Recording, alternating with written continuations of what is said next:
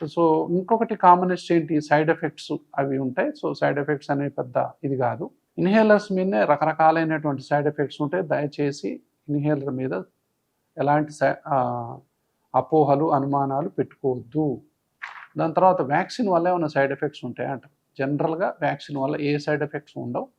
ఎవరికైతే ఇది పిల్లల్లో గానీ, యువతీ యువకుల్లో గానీ, పెద్దవాళ్ళలో గానీ నేనేం చెప్తానంటే వ్యాక్సిన్ ఏసుకుంటే చీటికి మాటికి హాస్పిటల్‌లో అడ్మిట్ అయ్యేటటువంటి సందర్భాలు చాలా తగ్గిపోతాయి. నా పేషెంట్లందరూ అదే చెప్తారు. వచ్చి సార్ మీరు వ్యాక్సిన్ ఏసిన తర్వాత ఇంతకుముందు నేను నెలకోసారి హాస్పిటల్‌కి పోయేవాడిని. వ్యాక్సిన్ తీసుకున్నాక అసలు హాస్పిటల్‌కే పోవట్లేదు సార్.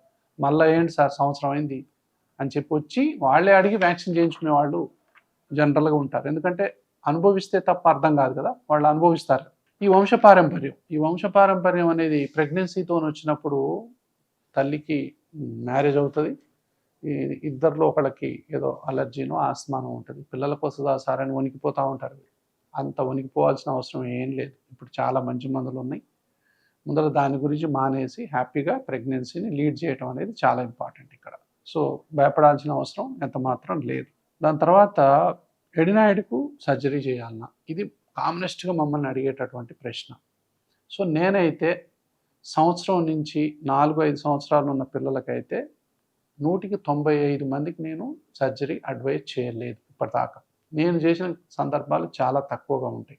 కాబట్టి అలర్జీ వల్ల ఎడినాయిడ్ గనక ఉబ్బినట్లయితే, ఉబ్బిన ఎడినాయిడ్‌ని తీయటం కాదు. దానికి కారణమైనటువంటి అలర్జీని తగ్గించాల. రూట్‌కి గదా మందేయాల. Treat the root not the fruit. కాబట్టి రూట్‌కు పురుగు ఉంటే ఆకు ఎండిపోతే ఆకుని మందు కొడితే ఏమైతది?